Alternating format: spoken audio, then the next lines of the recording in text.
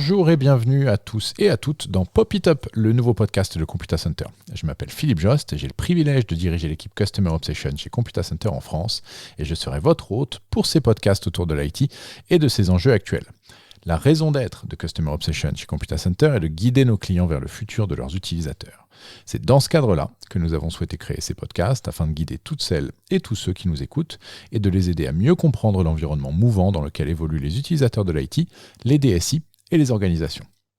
Mais tout cela ne serait pas possible sans notre partenaire pour cette première série de podcasts, Intel.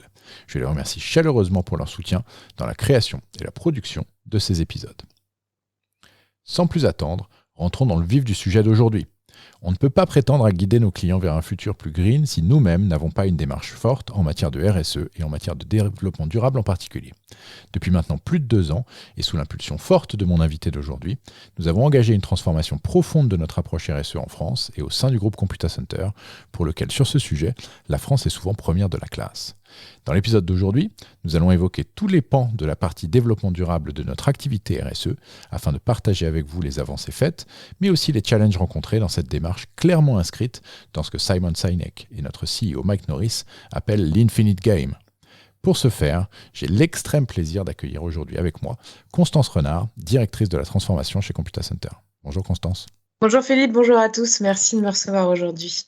Alors, tu es directrice de la transformation chez Computa Center. J'ai toujours l'habitude de commencer par une première question qui est d'expliquer un petit peu plus, puisque je trouve que les titres sont parfois un peu littéraires.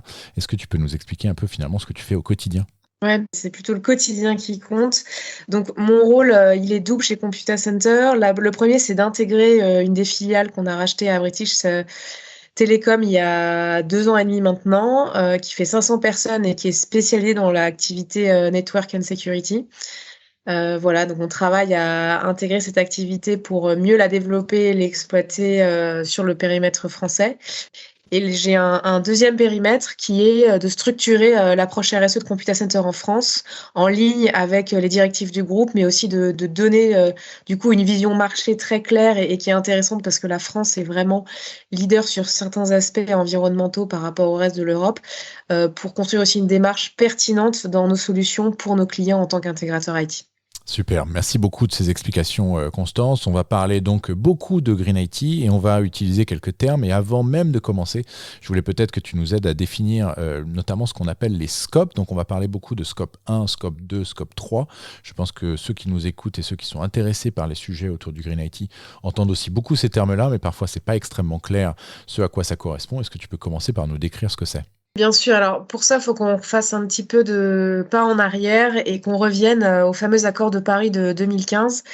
Et les pays qui ont signé ces accords-là ont pris l'engagement d'atteindre la neutralité carbone d'ici à 2050. Donc pour que cet objectif soit réalisable, il faut bien entendu que tous les acteurs et tous les secteurs agissent à leur niveau, aussi bien les institutions publiques, les organisations administratives et bien entendu les entreprises privées. Et doivent donc, dans un premier temps, avant d'aller vers cette neutralité carbone, comprendre où elles en sont aujourd'hui dans leur impact environnemental et de quelle situation elles partent. Donc c'est dans ce contexte-là, notamment avec la loi de Grenelle 2 de l'environnement en France, que le gouvernement a imposé aux entreprises de plus de 500 salariés de réaliser ce qu'on appelle dans le jargon le BGES, donc le bilan de gaz à effet de serre pour toutes ces entreprises-là, qui couvrent le scope 1 et le scope 2, on va venir aux définitions, et qui conseille aussi d'aller sur le scope 3, mais qui n'est pas obligatoire. Vous avez sûrement aussi entendu parler dans le cadre de ces scopes de ce qu'on appelle le bilan carbone, donc qui est très proche du BGES, qui n'est autre qu'une méthode quantitative qui a été structurée et imaginée par l'ADEME. Donc l'ADEME, c'est l'agence de la transition énergétique qui n'est autre que le bras droit armé qui dépend du ministère EPOSIM, donc de la transition écologique, et qui a été imaginé en 2004, donc bien avant les accords de Paris, pour aider les institutions et les entreprises à quantifier leur impact carbone. Donc, ces deux notions sont très proches et en tout cas, elles parlent effectivement du scope 1, du scope 2 et du scope 3, qui sont en fait les émissions directes de gaz à effet de serre émises par l'entreprise pour Le scope 1, son activité qu'elle génère directement en tant qu'organisation. Donc, par exemple, la combustion d'hydrocarbures pour les machines, pour les véhicules, et aussi les fluides frigorigènes. Donc ça, c'est vraiment les émissions qu'elle va générer qui est liée à son activité propre, donc son industrie ou son service. Le scope 2, ça va être toujours une émission directe, mais là qui est vraiment liée à la consommation d'énergie sur les actifs de l'organisation, donc principalement l'électricité, mais aussi les réseaux de chaleur, la vapeur ou le froid. Donc nous, en tant qu'intégrateur IT Computa Center, ça va être principalement l'électricité. On a un peu de chaleur, mais très peu de froid et pas de vapeur, là où un air liquide aura beaucoup plus de froid et de chaleur dans l'émission de ces activités. Et le scope 3, lui, c'est vraiment toutes les activités, les émissions, pardon, qui sont liées indirectement à l'activité de l'entreprise. Donc, tout ce qui est relatif à la chaîne amont et à la chaîne aval du processus de production, que ce soit d'un produit, d'un service, d'une entreprise. Là, on va essayer de comptabiliser les émissions relatives à ce flux-là, qui sont du coup beaucoup plus importantes et beaucoup plus complexes à imaginer et à mesurer parce que ce sont des émissions de gaz à effet de serre sur lesquelles on n'a pas la main et qui nécessitent d'avoir justement une visibilité par le biais de nos partenaires ou de vos clients sur des émissions qui sont très précises. Donc, je vais donner des exemples. Ça va être les émissions de gaz à effet de serre qui sont liées à la gestion des déchets, par exemple, déchets D3E ou autres déchets plus standards. Tout ce qui est lié au transport de marchandises, donc aussi bien dans nos process amont avec nos fournisseurs que dans nos procédures aval avec nos clients qu'on livre maintenant de plus en plus en multisite, voire au domicile avec la situation post-pandémie qu'on vit tous. Tout ce qui est déplacement domicile-travail aussi rentre dans ce scope 3. Le transport des visiteurs et des clients sur les sites. Il y a aussi toutes les immobilisations des biens, donc des machines qui se retrouvent donc dans le bilan de l'entreprise. Voilà, donc c'est très très vaste ce scope 3. Et ce dont on se rend compte, pour vous donner une idée, c'est que généralement, après, à la marge, mais généralement, pour les entreprises, 80% des émissions de gaz à effet de serre se retrouvent dans son scope 3. Donc aujourd'hui, c'est bien qu'on ait cette loi qui pousse les entreprises avec le bilan de gaz à effet de serre à regarder et à préciser son scope 1 et son scope 2, donc qui sont les émissions directes, qui représentent en général 20 à 25% au maximum de ces émissions de gaz à effet de serre. Mais il est vraiment important que les entreprises continuent d'aller plus loin sur le scope 3 et c'est ce qu'elles font aujourd'hui malgré le fait que la régulation ne les oblige pas aujourd'hui à le faire. Beaucoup le font de manière volontaire et on verra pourquoi dans la suite de notre discussion. C'est que ce scope 3 couvre vraiment la majeure partie de nos émissions de gaz à effet de serre. Merci beaucoup Constance, c'est très clair et on imagine d'abord à quel point c'est complexe de mesurer l'aspect et les émissions de ce scope 3.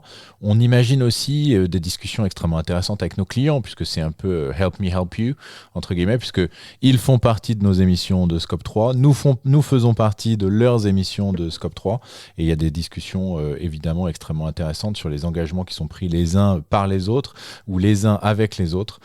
Donc c'est un sujet qui est extrêmement intéressant. J'ai expliqué notamment, et on en a parlé dans l'épisode précédent où on parlait des enjeux de nos clients, l'alignement fort et le rapprochement fort entre les enjeux sociétaux et les enjeux d'entreprise par cet aspect très green, par cet aspect développement durable, par cet aspect RSE de manière globale, puisque les sujets de diversité sont aussi dans ces enjeux sociétaux qui sont finalement maintenant des enjeux d'entreprise. Donc c'est de plus en plus au cœur de ce qu'on fait chez Computa Center, mais finalement, depuis combien de temps est-ce que chez Computa Center en interne, on se concentre sur ce sujet spécifique de développement durable et qu'est-ce qui a été le déclencheur de cette démarche plus globale ? Alors, moi, je dirais que c'est un engagement qui est plutôt historique, qui date bien avant la pandémie et qui n'a pas vraiment eu de déclencheur sur cet aspect-là. On est plutôt chez Computa Center, on est un groupe anglais, il faut le rappeler, donc on est très pragmatique. C'est-à-dire qu'on aime dire ce qu'on fait et faire ce qu'on dit et ne pas surpromettre des choses sur lesquelles on n'est pas capable de s'engager. Malgré ça, nous, en local, bien sûr, on a une ADN française, mais on est quand même drivé par cet état d'esprit-là et il date de bien avant la pandémie, même si le Covid-19 a été aussi un accélérateur dans l'adoption de comportements, dans la prise de conscience, que ce soit du top management, des actionnaires, de nos collaborateurs et des individus à leur échelle personnelle. On a engagé des actions en tant que Computa Center bien avant le Covid et dans différentes géographies.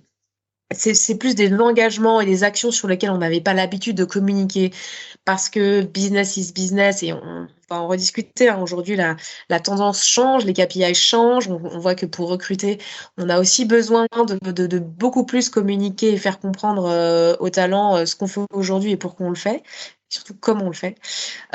Donc voilà, donc c'est un engagement qui est plutôt historique. Ce qu'on constate, c'est qu'effectivement, dans les différents pays du groupe, puisqu'on est présent largement en Europe, aujourd'hui largement aux États-Unis et maintenant aussi en Asie, on n'a pas les mêmes niveaux de maturité sur ces questions-là. Pourquoi? Principalement parce que les législations ne sont pas les mêmes et donc le régulateur ne va pas demander les mêmes efforts aux entreprises locales, qui sont donc nos clients à la fin, en Angleterre par rapport à la France, les US ou même à Hong Kong ou Singapour. Donc on a des législations différentes qui impliquent des maturités différentes et qui imposent des réglementations qui vont varier aussi selon les secteurs.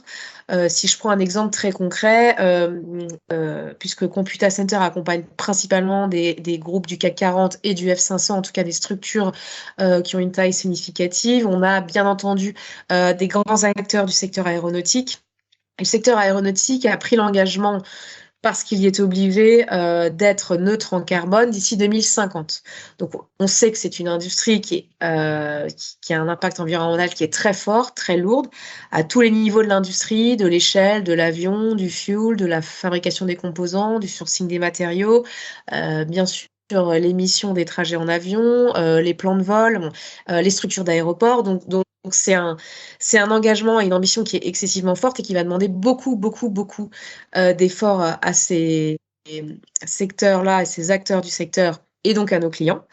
Là où on a d'autres secteurs où ces enjeux sont beaucoup moins forts parce que quand on est dans une entreprise de service, forcément, on n'a pas le même impact environnemental qu'un acteur industriel, un Air Liquide ou un Airbus.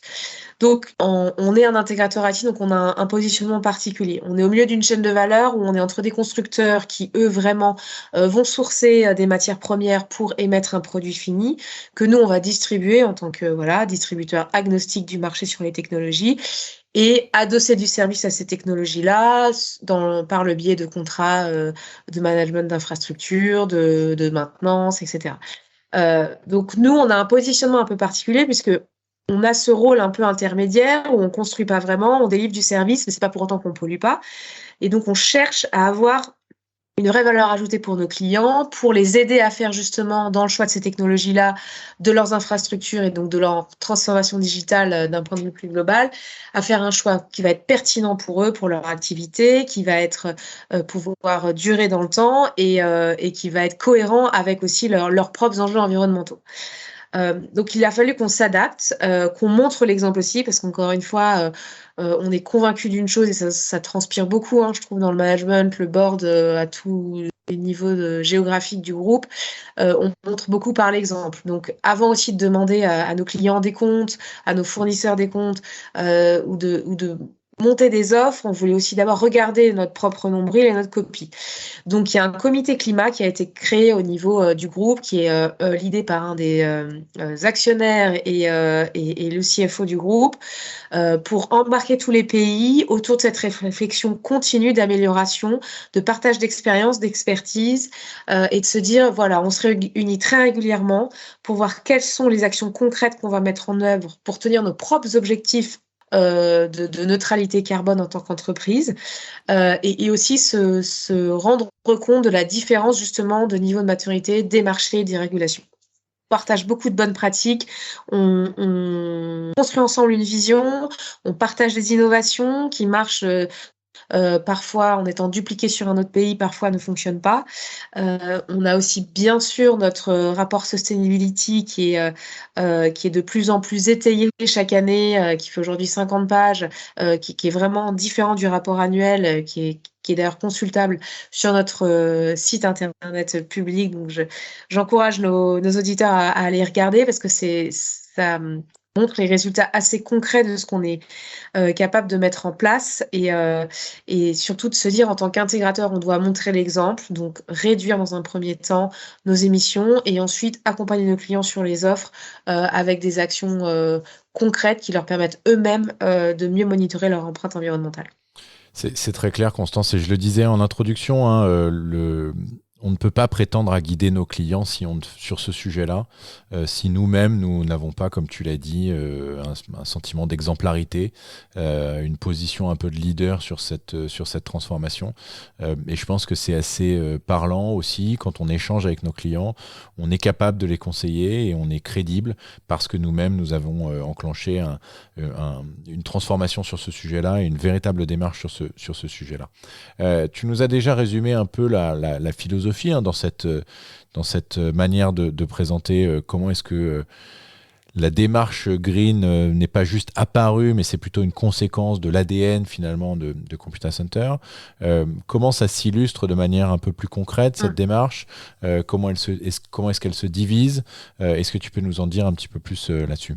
Si on veut la résumer, je sais que c'est un peu l'ère des punchlines. L'approche de Computa Center environnementale et RSE d'un point de vue plus global, c'est d'avoir une approche qui est à la fois pragmatique, qui est juste et qui est innovante, tout en évitant le greenwashing. Ça, c'est vraiment quelque chose qui nous tient à cœur parce qu'on l'a vu, hein, beaucoup de sociétés se sont fait et se font toujours épingler sur leur positionnement, parfois très ambitieux, très marketé, très bien présenté. Et derrière, quand on creuse pour avoir vraiment de la data, de la justification, on se rend compte que les entreprises, pas toutes, sont pas toujours au rendez-vous sur ces aspects-là. Et on le voit que les consommateurs en B2C, mais du coup aussi en B2B, ça transpire maintenant sur cette activité de B2B, deviennent de plus en plus exigeants et regardants là-dessus. Donc on ne peut pas se permettre d'avoir des ambitions qu'on ne peut pas tenir et c'est pour ça que ce qu'on annonce, c'est très justement étudié pour être voilà, au plus près du résultat sur nos engagements et du coup découler un plan d'action concret qui va permettre d'atteindre ces résultats-là. Là, j'aimerais bien citer Jean-Marc Jancovici, je pense qu'il n'est plus à présenter, hein, qui est le fondateur de Carbone 4, éminent polytechnicien et qui est spécialiste vraiment de ces questions environnementales en France, qui est pris comme un référent même par le gouvernement et tous les acteurs du marché, qui dit on ne résout correctement le problème que lorsqu'il est correctement décrit. Donc là, je trouve que ça parle vraiment de soi et c'est vraiment ce qu'on essaie de faire chez Computa Center, c'est déjà de nous faire la part humble sur notre situation à nous, de comprendre d'où on part. On a fait tout un travail d'audit qui a duré des mois et des mois pour se dire, bon, aujourd'hui, d'où on part, qu'est-ce qu'on fait déjà, peut-être qu'on n'expliquait pas, et où est-ce qu'on veut aller et comment on veut y aller. Et ça, c'est vraiment peut-être le cœur du sujet, parce qu'aujourd'hui, on se rend compte effectivement que tous nos clients aussi n'ont pas un niveau de maturité qu'ils aimeraient, eux, avoir sur cette question-là. Ils savent pas trop comment se faire accompagner. Donc, c'est encore plus notre rôle en tant qu'intégrateur, agnostique du marché, de les aider à choisir les bonnes technologies sur ces aspects de green. Et la démarche de Computa, c'est de se dire, on ne veut pas être un pollueur-payeur avec notamment ces crédits carbone voilà, qui ont fleuri, maintenant il y a plus de 15 ans de ça, qui ont parfois un peu défrayé la chronique parce que en fait, on se rendait compte que c'est des projets dans lesquels investissaient les entreprises qui étaient pas toujours très bien suivi, à l'autre bout du monde, avec beaucoup d'intermédiaires, finalement très peu de résultats par rapport à ce qui était escompté ou présenté. Nous, on veut se dire d'abord, regardons notre copie et réduisons au maximum les émissions de notre industrie, de nos centres de services, de distribution, notre logistique, nos facilities. Réduisons au maximum aussi l'impact de nos services. Hein. On rappelle, nous, on est beaucoup quand même dans un métier de service où on envoie des techniciens sur sur site, donc comment on optimise davantage le déplacement de ces techniciens, qu'on ne pourra pas réduire à zéro, mais qu'on pourra toujours réduire par rapport à ce qu'il est aujourd'hui, toujours en co-construction avec le client pour voilà, optimiser aussi les stocks. Donc voilà, le premier mot d'ordre, c'est réduire, réduire, réduire. Et ensuite, bien sûr, travailler les autres aspects du 5R qui sont réutiliser, recycler, étendre le cycle de vie et passer de cette économie qu'on avait avant, une économie linéaire, où avant on achetait, on utilisait et on jetait, à une économie aujourd'hui circulaire, où on achète, on utilise, on étend le cycle de vie, on recycle, on remarket, etc. On fait des dons, on revend à nos collaborateurs des équipements, voilà. On est vraiment dans voilà, le passage de cette logique d'une économie linéaire à une économie circulaire et la construction d'offres de valeur pour nos clients. On a une vraie offre de ce qu'on appelle Circular Services du coup. Pourquoi? Parce qu'on a un acteur dédié à ça en Angleterre qu'on a racheté il y a des années de ça, qui s'appelle RDC, qui est vraiment spécialiste dans le reconditionnement, donc il y a une très grosse activité en Angleterre. Et en France, on a aussi un vrai savoir-faire par le biais de partenaires où on est capable de faire de l'effacement de données sur site client pour des clients qui ont des accréditations très confidentielles.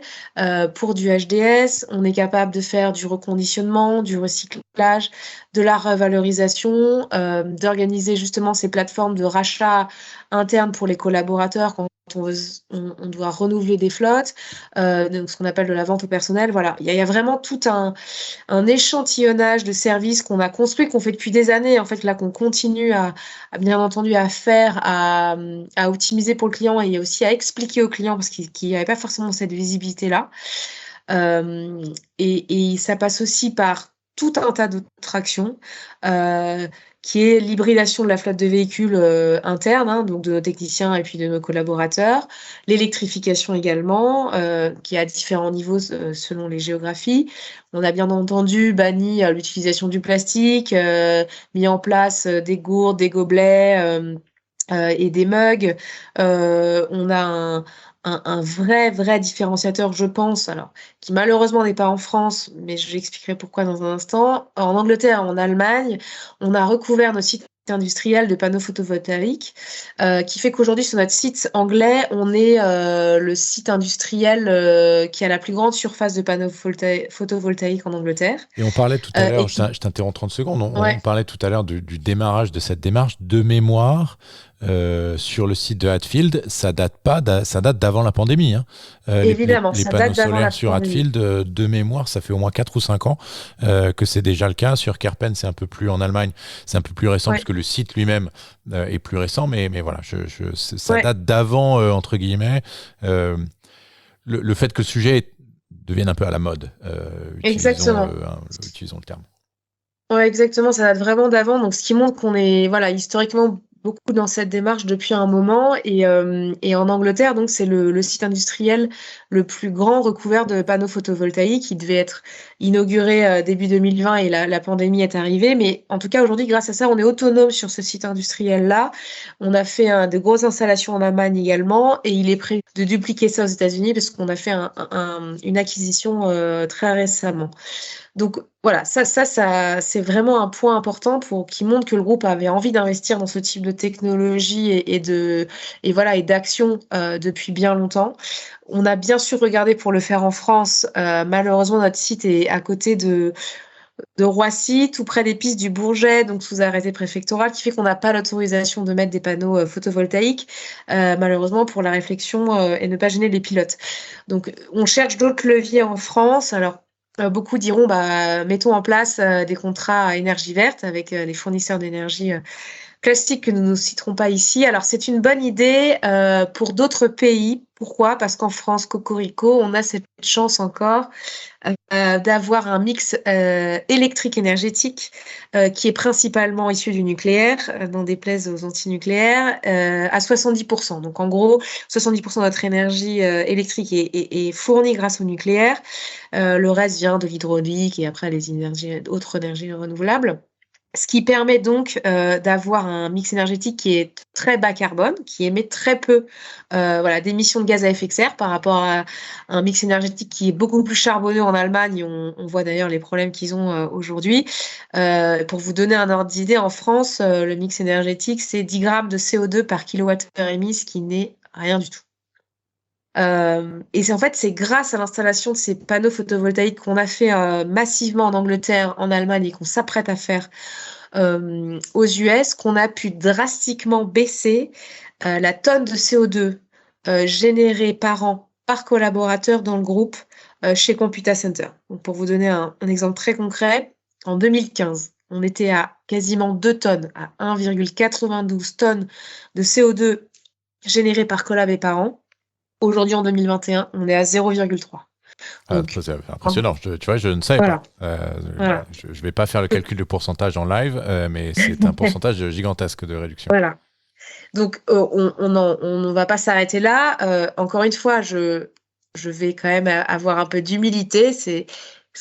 On est un intégrateur, on a une activité de distributeur et de service. On n'est pas dans le cas d'un Safran, d'un General Electric qui doit aller sourcer des matières premières de manière très complexe, les transformer par des processus qui sont extrêmement longs et compliqués, et qui donc génèrent énormément d'émissions de carbone. On n'est pas un industriel pur. Donc, ce qui facilite évidemment le fait qu'on ait moins d'émissions de gaz à effet de serre, mais relativement par rapport à 2015, on est quand même passé de quasiment 2 tonnes à 0,3 tonnes, ce qui fait qu'on montre qu'on est quand même dans la bonne démarche et qu'on veut de toute façon pas aussi s'arrêter là et pas se limiter à ces panneaux photovoltaïques comme action concrète de notre plan environnemental. Mais tu le disais, être humble, c'est une chose, mais il faut aussi comprendre où on est pour définir où on va. Et en effet, ce statut que nous avons d'entreprise qui finalement vend du service et qui ne produit rien, c'est ce que dit souvent notre CEO,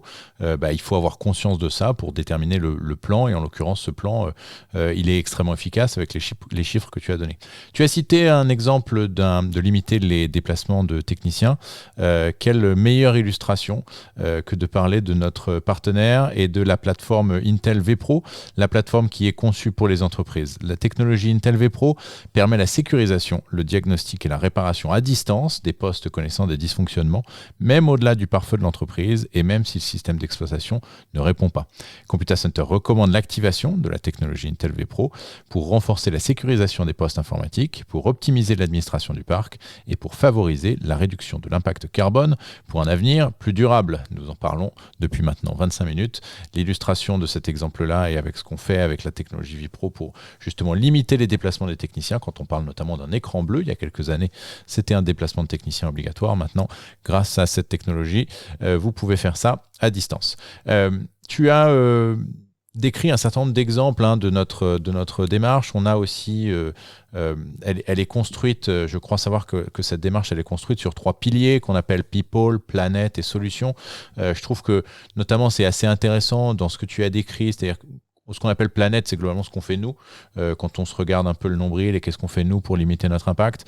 Ce qu'on appelle solution, c'est qu'est-ce qu'on propose à nos clients. Et je trouve que cet aspect double est extrêmement important. Encore une fois, on parlait tout à l'heure d'exemplarité et avoir la capacité d'avoir des philosophies, des stratégies sur ces 2 piliers-là sont extrêmement intéressants. Sur la partie people, est-ce qu'on a une démarche qui est plutôt RSE traditionnelle, diversité, etc. Ou est-ce qu'on a aussi une démarche sur la partie green en termes de communication auprès de nos collaborateurs sur la partie people? Oui, alors la partie people, pour moi, elle est aussi très liée à la partie environnement. Pourquoi? Parce qu'on revient à ce que je disais en introduction. On a quand même une prise de conscience majeure, en tout cas renforcée depuis la pandémie, tous à titre individuel dans nos vies. Voilà, on a été confrontés à nos modes de consommation, notre impact environnemental avec l'émission de nos propres déchets, l'envie de consommer mieux, moins, plus durable pour la planète. Donc cette aspiration des collaborateurs, à partir du moment où elle est dans leur sphère privée, évidemment, comme nous ne sommes pas les machines, et heureusement, elle transpire, ou en tout cas par capillarité, elle arrive dans le milieu professionnel et suscite forcément des questions, des interrogations, mais aussi permet aux collaborateurs d'être force de proposition dans tous les domaines d'activité de l'entreprise pour améliorer notre impact environnemental. Et ça, c'est vraiment quelque chose aussi qu'on essaye de faire et de susciter au sein de Computa Center, c'est de se dire, on a une démarche groupe, on a une démarche pays, on essaye de driver à ces deux niveaux au plus juste possible, une démarche cohérente pour 18 000 personnes, une démarche qui fait du sens par rapport à la régulation locale. Mais forcément, on a besoin, moi je suis d'une famille de militaires et il y a énormément de technologies du grand public qui ont d'abord été innovées dans le secteur du militaire pour ensuite être appliquées au secteur public. Et moi, je crois beaucoup à ça, du coup, et c'est d'insuffler voilà, dans notre entreprise un niveau de confiance et une liberté de parole telle que on puisse susciter des innovations, mais qui peuvent être très simples. Hein. Quand on pense innovation, on pense technologie, mais déjà, ça peut être de la low-tech, et j'y reviendrai plus tard, mais voilà, des digitations de processus auxquels on n'avait pas pensé jusqu'alors. J'ai beaucoup dans la gestion des facilities ou même des process, souvent voilà, des commentaires de collaborateurs sur ces aspects environnementaux-là. Et on essaie voilà, de sensibiliser chacun des acteurs, des métiers, des différents départements pour qu'ils soient eux aussi moteurs dans cette démarche. Donc, il y a une communication qui est faite, bien entendu, sur nos enjeux, nos perspectives, notre ambition et comment on va l'atteindre. Donc, aussi pour décliner des actions pour lesquelles on va avoir besoin de nos collaborateurs, c'est évident.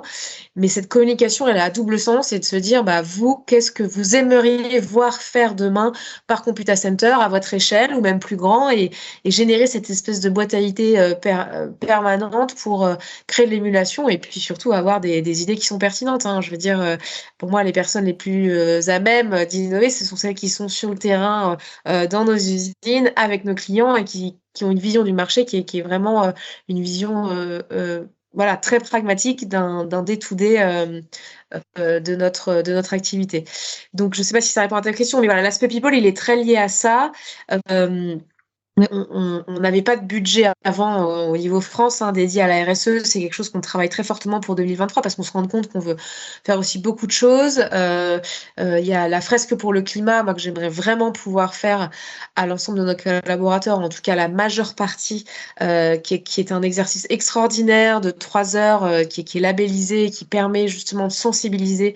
Je vous invite à aller regarder. Ce qu'ils font, c'est assez intéressant, même en tant qu'entreprise pour vos propres collabs.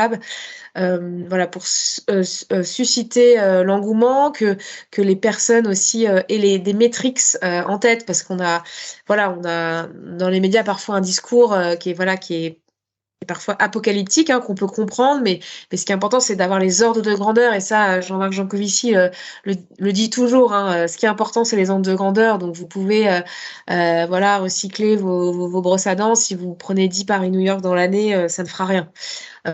Et donc, c'est voilà, pour donner ces ordres de grandeur-là, et puis récolter toujours cette innovation, ces commentaires des collaborateurs qui font Computa Center aujourd'hui et qui sont définitivement la force du groupe. Ouais. Alors, je sais que tu aimes beaucoup les citations, donc j'illustrerai ton propos et notamment cet aspect collaboratif des gens qui ont de bonnes idées par une citation de Boris Vian issue de L'écume des jours, qui dit entre autres que les masses ont toujours tort et les individus toujours raison. Donc je pense que ça illustre pas mal l'importance d'impliquer nos différents collaborateurs dans cette démarche pour leur démontrer que les bonnes idées peuvent venir d'eux principalement. On a présenté une vision, soyons très honnêtes avec nous-mêmes, extrêmement positive depuis maintenant 35 minutes de la démarche Green chez Computa Center, mais je sais, pour en avoir discuté avec toi et pour avoir échangé sur un certain nombre de sujets avec toi bien avant cet enregistrement, qu'il y a aussi eu des challenges. C'est quoi les plus gros obstacles qu'on a rencontrés là pour la mise en place de tout ce qu'on vient de se dire depuis tout à l'heure? Ouais, bon, évidemment, on a beaucoup d'obstacles et je suis assez lucide sur le fait qu'ils vont pas s'amoindrir avec le temps, au contraire, parce qu'en fait, plus le temps passe et plus on rentre dans cette complexité d'évaluation de ce fameux scope 3, qu'on l'a vu en introduction, est vraiment dense et conséquent. Donc, si on veut bien y répondre, ça va demander du temps. Ça, les organisations, les institutions qui qui demandent ce reporting dans le cadre du bilan carbone ou bilan de gaz à effet de serre et sont plutôt clémentes et comprennent qu'il va falloir quelques années avant que les entreprises se mettent en ordre de marche, donc tant mieux. Alors, je dirais que notre premier frein, c'est nous-mêmes. Hein, c'est comme beaucoup de choses dans la vie, c'est nous-mêmes en tant que Computa Center. On a une entreprise de 18 000 personnes réparties sur 5 continents, différents pays, différentes langues. Je l'ai évoqué tout à l'heure, différentes législations. Donc, différents besoins clients, différents niveaux de maturité. Voilà, donc tout ceci est très complexe parce qu'on n'a évidemment pas le même prisme d'un pays à l'autre, d'un client à l'autre. D'un secteur à l'autre. Et c'est ça finalement qui fait que quand on veut poser les bases d'une roadmap, et j'y reviendrai je crois dans ta prochaine question sur les détails précis de la roadmap et des chiffres, mais c'est d'abord de faire un état des lieux. Et quand on n'a pas le même état des lieux, bon, et se mettre d'accord tous autant que nous sommes sur bon bah la guideline c'est ça, la target c'est ça et on va y aller comme ça, forcément on reste des humains, ça génère de la complexité, de l'émotion, parfois de la frustration, de pas aller assez vite, de pas aller trop vite, de pas aller là où il faut qu'on aille, etc. Donc le premier frein c'est nous, c'est les 18 000 collaborateurs, c'est voilà le fait que on a des départements qui n'ont pas toujours les mêmes enjeux aussi. Hein. On va être très lucide aussi sur notre organisation. Mais ce que je dois dire, c'est que malgré ça, le démarrage a été assez difficile en prenant de marche. Voilà, il y a toujours une inertie. Mais maintenant qu'on a passé 2 ans là, je trouve que ça se structure énormément, qu'on comprend beaucoup mieux les enjeux de chacun, on s'écoute énormément. C'est voilà, une entreprise qui prend beaucoup les feedbacks. Donc peut-être qu'on n'avance pas à la vitesse de ce qu'on aimerait, à laquelle on aimerait avancer, mais voilà, il y a une vraie structure qui s'est créée, il y a une équipe embarquée, on a mis en place ce qu'on appelle des Sustainability Champions, donc qui sont des points de contact référents dans chaque pays pour voilà, faire remonter toutes les initiatives, les innovations, partager les problèmes, être le référent, aller vite. Pour nos activités cœur de métier, à chaque fois aussi, on a un référent dont l'objectif, c'est de développer des actions environnementales concrètes sur l'activité. Et on l'oublie souvent, et il y a un article assez intéressant que je vous invite à aller regarder du fondateur d'Ecotree qui s'appelle Erwan Leméné, qui explique en quoi la RSE est rentable pour l'entreprise et qui est souvent très mal perçu de ce fait-là parce qu'on se dit on perd du temps, ça sert à rien, je perds de l'argent et c'est pas ça qui va me faire du business. Quadruplement faux. Et ça, donc il n'y a pas que le fondateur d'Ecotree qui le dit. J'étais à la réunion annuelle des fournisseurs de safran cet été. Et il y avait un des directeurs de BU qui gère un site industriel relativement important avec un certain nombre de people qui dit que depuis qu'il a fait de la RSE, il n'a jamais été aussi rentable, les gens n'ont jamais été si impliqués, embarqués, motivés, turnover bas et surtout il a gagné de l'argent. Et là, on parle d'un acteur industriel fort. Donc, il y a ce biais-là voilà, qu'il faut qu'on s'enlève de la tête. Je pense qu'on a aussi, nous, hein, la RSE parfois peut être mal perçue, ce qui n'est pas le cas dans notre groupe, mais forcément, notre taille nous procure une certaine inertie. La difficulté aussi, c'est la compréhension de la législation. On se fait accompagner du coup là-dessus parce qu'on a aussi besoin de comprendre les enjeux, ce qui est vraiment important, nécessaire pour les entreprises, ce qui l'est moins. Est-ce qu'on a des périodes de tolérance, de grâce pour la mise en place des applications, hein, quand même quand les décrets sont votés, après il y a un certain temps avant que effectivement le marché se mette en ordre de marche. Est-ce qu'on a vraiment ces périodes de grâce-là, voilà, c'est comprendre. Donc, un exemple très concret, on s'est fait former il y a pas plus tard qu'il y a 3 semaines avec 5 collaborateurs d'activités métiers différentes sur le scope 3 par un organisme dédié qui sait faire ça et qui a accompagné beaucoup d'entreprises.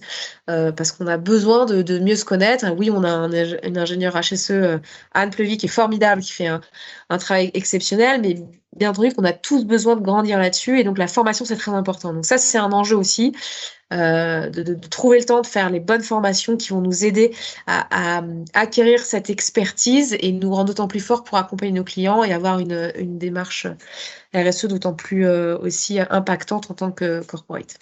Je rajouterais, je rebondirais aussi sur le fait, tu l'as dit, on est 18 000, mais on est 18 000 sur 5 continents avec des cultures extrêmement différentes et même parfois au sein de l'Europe, des cultures assez différentes. Et j'ai encore le souvenir de discussions que j'ai eues pas plus tard que l'année dernière avec mes collègues allemands et anglais. Comme tu le sais, on a intégré dans notre enquête annuelle de satisfaction client une question spécifique sur ce sujet parce qu'on voulait comprendre les enjeux de nos clients et on en a d'ailleurs parlé dans l'épisode précédent. Je n'ai pas réussi à convaincre l'année dernière mes collègues anglais et allemands que c'était un sujet important. Cette année, la discussion est différente. Et donc cette année, cette question, elle sera présente en Angleterre et en Allemagne. Donc culturellement, parce que aussi la législation évolue différemment. On l'a dit un peu tout à l'heure, parfois il y a un peu de pression du législateur sur le sujet. Mais voilà, ça prend du temps. Et puis quand on imagine les États-Unis, quand on imagine l'Asie, et certains pays d'Asie notamment, où ça prend encore un peu plus de temps culturellement, forcément, c'est pas facile. Et puis un message d'optimisme aussi, puisque en effet, on est très sales-driven, mais je crois vraiment que aujourd'hui, il y a une prise de conscience de l'ensemble de l'entreprise, y compris des forces commerciales, sur à la fois l'urgence de cet enjeu, mais aussi le créateur d'opportunités. C'est-à-dire qu'aujourd'hui, notamment, la donnée qu'on leur a fournie à la suite de cette enquête de satisfaction, pour eux, ce sont des moyens de démarrer des conversations, pour eux, des moyens que les clients nous voient sur des secteurs peut-être qu'ils ne nous voient pas. Donc je suis aussi très optimiste sur la réception de nos équipes commerciales sur tous ces sujets-là et notamment sur les données qu'on leur donne. Bon, on en a parlé un petit peu depuis tout à l'heure. On a pour l'instant pas été... tu as été, pardon, très concrète jusqu'à maintenant, mais on va essayer de l'être encore un petit peu plus. Du coup, en termes d'engagement, qu'est-ce qu'on a pris? On a parlé tout à l'heure d'engagement 2030, 2050 en fonction des industries, etc. On voit beaucoup de choses chez tous nos clients aujourd'hui, quand on regarde les rapports annuels de tous nos clients, que ce soit des plans 2025, plans 2030, plans 2040 en fonction de la profondeur de la vision qu'ils ont, il y a de toute façon un engagement de neutralité carbone, qu'elle soit sur le scope 1, sur le scope 2, sur le scope 3, en fonction. Nous, qu'est-ce qu'on a fait, Computacenter, en tant qu'entreprise? En tout cas, sur quoi on s'est engagé? Ouais, très intéressant. Donc là, on a pris un engagement qui est groupe et qui est vraiment du coup porté, et c'est important, je pense, par les décideurs les plus haut placés de notre organisation, sur un plan de neutralité carbone qui s'échelonne jusqu'à 2040. Et qu'est-ce que dit Computacenter aujourd'hui? Computacenter s'engage à être neutre sur la partie scope 1 et scope 2, donc émissions directes de l'entreprise, d'ici à la fin de l'année, fin 2022 cette année. Ça, c'est grâce majoritairement à ces programmes de panneaux photovoltaïques. Ouais, dans 2 mois. Et un ensemble d'actions qu'on prend à côté pour être neutre en carbone d'ici la fin de l'année sur ces scopes-là. Ce qui est relativement ambitieux. On est un des premiers du secteur à avoir annoncé ce premier milestone pour cette fin d'année-là.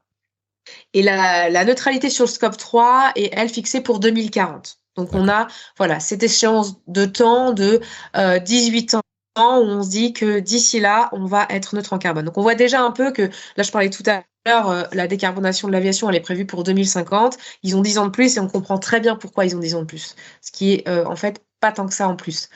Et sur cette échéance de temps-là, on va dérouler une roadmap avec un jalon intermédiaire qui est celui 2030, où là, on se fixe l'objectif d'avoir réduit sur les 3 scopes, par rapport à une baseline de 2021, 50% de nos émissions de gaz à effet de serre. Donc ça, c'est une étape intermédiaire qu'on se donne pour pouvoir atteindre le plus sereinement possible 2040 et la neutralité carbone sur le scope 3, qui, je dis en introduction et j'insiste, est finalement le scope le plus important. Il faut bien réaliser que une entreprise en elle-même et un individu en lui-même ne sera jamais neutre, sinon il faut arrêter de respirer, de bouger, et c'est quand même pas un projet de vie qu'on a tous envie de mener. Une entreprise est neutre en carbone, et ça l'ADEME l'explique très bien, donc je nous tire à tous, autant que nous sommes une balle dans le pied, mais l'ADEME et le GIEC expliquent très bien une chose, c'est que la neutralité carbone n'a de sens qu'au niveau de la planète ou d'un pays. Parce que on voit bien que si la France est neutre en carbone, mais que la Chine continue à faire 100 fois l'émission de l'Europe combinée, ça marchera pas. Donc ce qui compte, c'est évidemment la planète. Ce qui compte, c'est de pas de repousser ces émissions de gaz à effet de serre chez le voisin, chez notre client ou chez notre fournisseur en disant, bah, moi, je prends pas ça dans mon scope, tu te le gardes, et puis comme ça, moi, je suis neutre à mon échelle, mais par contre, ça continue d'envoyer du gaz, si je puis dire, juste à côté de mon périmètre. Donc, effectivement, il y a cette habitude maintenant qui est prise par les entreprises, en tout cas en France, de communiquer sur leur neutralité carbone, parce qu'il y a ces fameux engagements de Paris 2015. Mais il faut bien garder en tête que cette approche, elle doit être vraiment commune et internationale parce que on ne fera pas sans l'action de chacun. C'est là aussi la difficulté du process, c'est toujours de se dire ouais mais alors lui il pollue 10 fois moins que moi, plus que moi, donc moi ça va j'ai encore le temps, mais en fait c'est l'action isolée communément de chacun qui fera que on va être neutre en carbone au niveau de la planète et ou max d'un pays et que c'est là que ça fait du sens d'être neutre parce que le but c'est que la planète survive. Donc voilà, donc on a ces jalons là 2022, 2030, 2040. Pour ça, on va pas aller dans le détail aujourd'hui, c'est pas le plus intéressant, mais bien sûr qu'on a adhéré aux objectifs de développement durable des Nations Unies, au Carbon Disclosure Project, on adhère à la méthode, ce qu'on appelle SBTI et le Science Based Target Initiatives, qui permettent justement d'établir une roadmap précise quand tu prends des engagements de neutralité carbone. Bon, voilà. Tout ça, on se met en ordre de marche là-dessus, on aura beaucoup plus de visibilité en mars de l'année prochaine sur certains aspects. Et on a des actions très concrètes pour ça, hein, pour cette neutralité carbone, parce que c'est pas que réduire nos émissions, ça c'est la première chose. Il y a aussi après créer des puits de carbone où on séquestre de manière durable le carbone pour justement retirer du carbone de l'atmosphère. On a réduit, on continue d'émettre, mais on en capte aussi. Donc au global, on reste neutre. Ce qu'on fait au niveau de Computa Center France, on s'est associé à un formidable acteur. Ecotree, c'est un forestier de métier. On mettra français. l'adresse, l'URL d'Ecotree dans les notes de l'épisode pour ceux que ça intéresse. Voilà. Pourquoi on les a choisis eux? Parce que c'est justement pas un intermédiaire, c'est un acteur français. Donc, qui, je le disais, est forestier de métier, c'est-à-dire que son cœur de métier, c'est la réhabilitation de forêts qui sont à l'abandon et la création et la conservation de la biodiversité en France. Donc, leur cœur de métier, c'est ça. Ils ont mis en place des outils fantastiques et une méthode qui a été auditée par Bureau Veritas pour que vous puissiez suivre arbre par arbre la captation carbone associée, géolocaliser vos arbres. Ils investissent en France, maintenant ils s'étendent en Europe, mais leur objectif c'est bien au départ c'est d'être franco-français et nous c'est pour ça en tant qu'entité française, on a souscrit à cette initiative-là parce qu'on est convaincu que notre rôle, il est local. Hein, il est à l'échelle de l'entreprise locale et du pays. Ça sert à rien d'aller faire de la monoculture en Thaïlande, là où on va tuer la biodiversité. On va faire l'effet inverse recherché. On préfère travailler avec des acteurs locaux qui connaissent leur métier, qui font leur métier et pas passer par des multiples intermédiaires. Il y a ça. Il y a le comité climat qui a choisi en début d'année de mettre en place un prélèvement automatique sur tous les déplacements des collaborateurs en avion qui est d'un certain montant. Avec ces montants prélevés, on fait une enveloppe. On en est à plus de 200 000 euros récoltés à ce jour. Et dans cette enveloppe, on se servira à 100% pour investir dans des projets justement de captation de carbone, de séquestration de carbone durable. Voilà. Et qui seront choisis par les collaborateurs parce qu'on va les soumettre au collab et ils pourront voter par pays pour leur projet local. Donc, voilà. Donc ça, c'est un vrai sujet aussi. Et à chaque fois, moi je l'ai vécu, je pense que toi, Philippe aussi, qui est venu récemment nous voir à Paris, dès que vous prenez un billet d'avion sur notre système de réservation, on vous dit, hop, vous allez être prêt. Enfin, il va y avoir une rétention de X euros pour cette initiative-là. On est bien sûr dans une démarche avec EcoVadis, où nous, on est Gold depuis en 2020, on était encore Gold. Donc voilà, on essaie toujours de s'améliorer avec ce label qui est très important pour nous. On essaye aussi après d'innover avec nos partenaires. Hein, donc ça, c'est plus côté offre client, mais avec Intel, on a une practice formidable qui fait beaucoup de travaux sur notamment la consommation énergétique des data centers. On a un travail qui est fait aussi sur tout ce qui est workplace. Voilà. Et pourquoi on fait tout ça? Parce qu'on est persuadé aussi que c'est hyper important, au-delà du fait qu'on croit qu'on a une responsabilité individuelle et en tant qu'organisation, c'est qu'on sait qu'aujourd'hui, toutes ces actions, elles sont nécessaires pour attirer des talents et les garder, et que c'est un vrai levier dans ce qu'on appelle l'EVP, l'Employment Value Proposition, qui permet vraiment d'embarquer les gens, parce qu'aujourd'hui, les nouveaux arrivants sur le marché, ils regardent de plus en plus près, au-delà de leur salaire et de savoir s'il y a une voiture de fonction. Maintenant, ils demandent un vélo de fonction et savoir quels sont les engagements concrets de l'entreprise et de ne pas faire de greenwashing. J'en parlais en introduction. C'est vraiment quelque chose qu'ils cherchent à faire.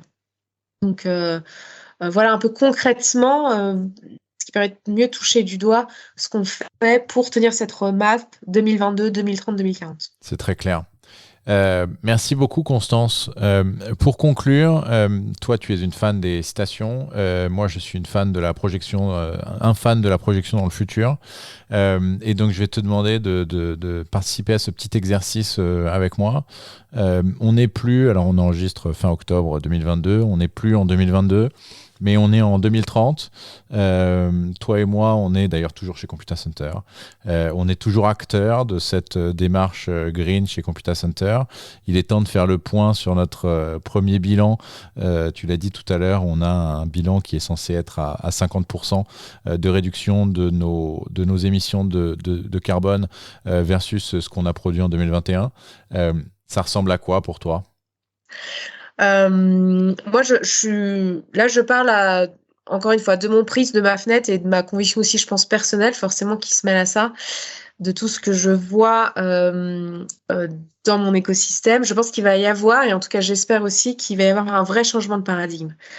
On a nécessité de bouger, d'avoir un nouvel ordre d'un point de vue international sur comment on mesure la performance de l'entreprise et comment on la valorise.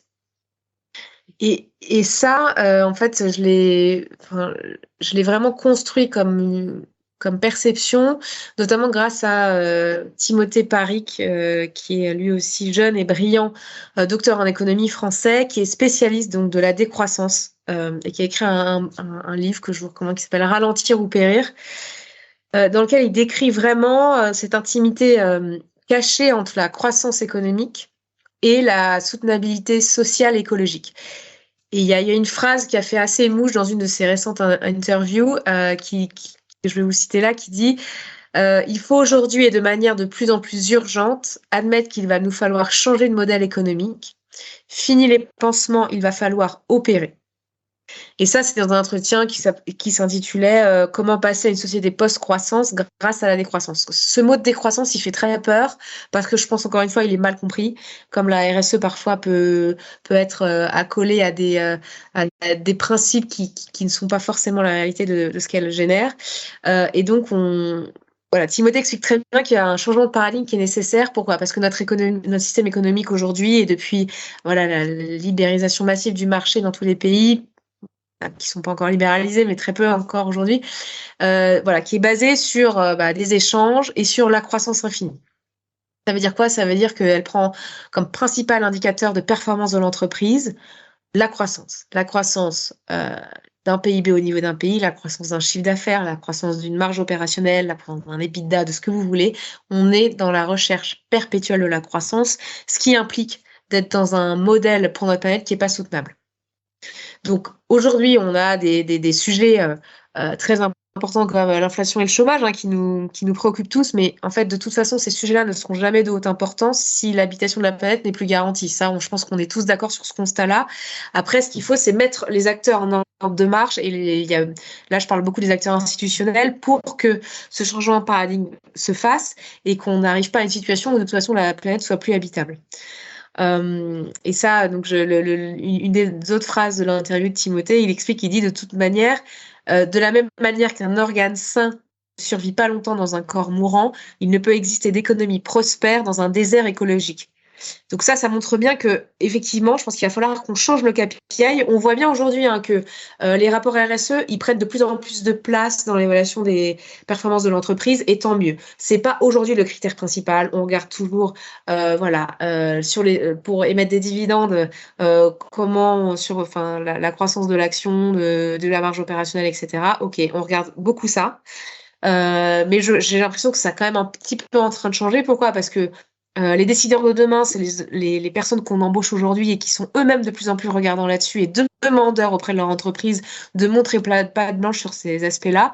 Et ça va être aussi ça, le fait qu'on va générer peut-être un nouvel ordre d'évaluation de la performance des entreprises qui ne va pas être que financière. La finance, c'est une chose. Une entreprise doit être viable, hein. Le but d'une entreprise, c'est aussi de gagner de l'argent. On est tous d'accord là-dessus. Mais c'est de gagner de l'argent aussi autrement que ce changement de paradigme. Il peut être générateur d'emplois, de formation, de transition, que ça va prendre du temps et qu'on est obligé aussi de s'y mettre aujourd'hui. Un autre exemple que je prends, aujourd'hui, on parle beaucoup de l'empreinte environnementale et du bilan carbone. Hein, que le nom du bilan s'appelle le bilan carbone, bilan de gaz à effet de serre. Dans les effets de serre, oui, le carbone est le premier gaz à effet de serre, justement, mais il y en a plein d'autres, comme le méthane. Il y en a beaucoup d'autres qui sont aussi importants à regarder. Au même titre que l'épuisement des ressources est à mettre dans la même balance. Hein. Si je réduis mes émissions carbone, mais qu'à côté, j'ai plus d'eau sur la planète, et on a des industries qui sont énormément polluantes sur ces aspects-là, ça ne servira à rien. Donc, on doit aussi vraiment, pour moi, regarder l'épuisement des ressources. On commence à en parler parce que le GIEC a mis la lumière dessus, mais malheureusement, je pense que les consciences ne sont pas encore au niveau dont on aurait besoin. Donc voilà, c'est de se dire, je pense, j'espère, et peut-être que ce sera ça. En tout cas, j'espère que pour le bien de notre planète, on aura une nouvelle scorecard de la performance d'entreprise avec ces aspects de épuisement des ressources, émissions de gaz à effet de serre, les aspects financiers, les aspects sociaux, les aspects people sont très importants. Hein, la diversité, l'inclusion, le handicap, tout ça, c'est nécessaire et indispensable que l'entreprise embarque les individus sur des projets communs que sont les organisations privées ou publiques. Et voilà, suivre notre impact financier, oui, mais pas que. Il y a le carbone, il y a l'épuisement des ressources et encore beaucoup d'autres choses. Merci beaucoup, Constance. Merci beaucoup pour tous ces détails, pour toutes ces informations. Je terminerai, encore une fois, par une citation de quelqu'un dont je ne me souviens plus du nom, qui dit que si on ne peut pas connaître le futur, rien ne nous empêche de l'imaginer. Et c'est ce que j'espère que nous avons fait aujourd'hui. Merci encore, Constance. Merci du temps que tu m'as accordé aujourd'hui. Merci à tous ceux qui nous écoutent. N'hésitez pas à vous abonner à ce podcast Pop It Up sur la plateforme que vous préférez. Il est disponible sur l'ensemble des plateformes. Et puis, pour ma part, je vous dis à très bientôt. Constance, je te dis aussi à très bientôt, que ce soit sur un podcast ou ailleurs. Et merci encore. À bientôt. Bye bye. Sans aucun doute. Au revoir tout le monde. Salut.